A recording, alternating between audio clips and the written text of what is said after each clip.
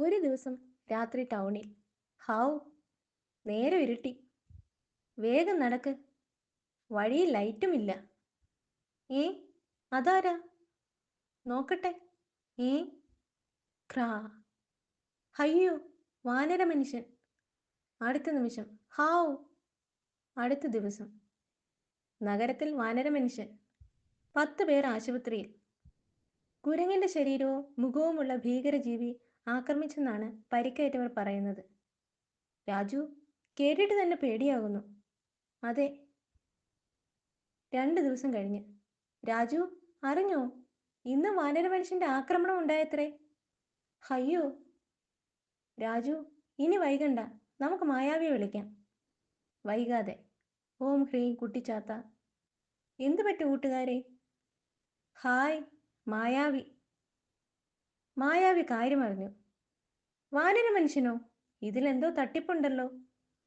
ആളുകൾ ഭയന്നിരിക്കുകയാണ്. എന്തായാലും ഇന്ന് രാത്രി ഞാനത് നോക്കാം. അടുത്ത ദിവസം രാത്രി. ഇവിടെ കുഴപ്പമൊന്നുമില്ലല്ലോ. ഈ അതാരാ അവിടെ? ഇനി ഈ മുഖംമൂടി കൂടി ധരിച്ചാൽ ഓക്കെ. ഭേഷ്. വിക്രമനും മുത്തുവും. ഹമ്പ. അപ്പോൾ ഇതാണ് കുരങ്ങു മനുഷ്യന്റെ രഹസ്യം. ആളുകൾ ഭയന്നോടുമ്പോൾ പണം തട്ടിയെടുക്കും.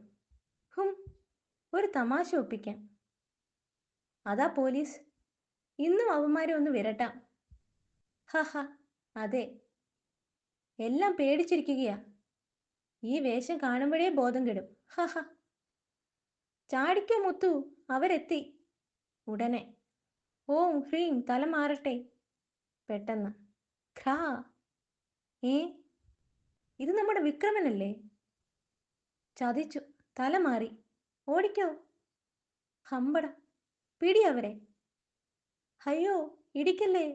ഠും, രക്ഷിക്കണേ. ധും.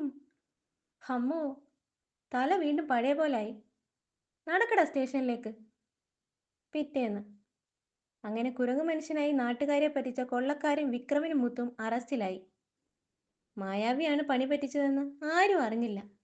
ഹഹഹ.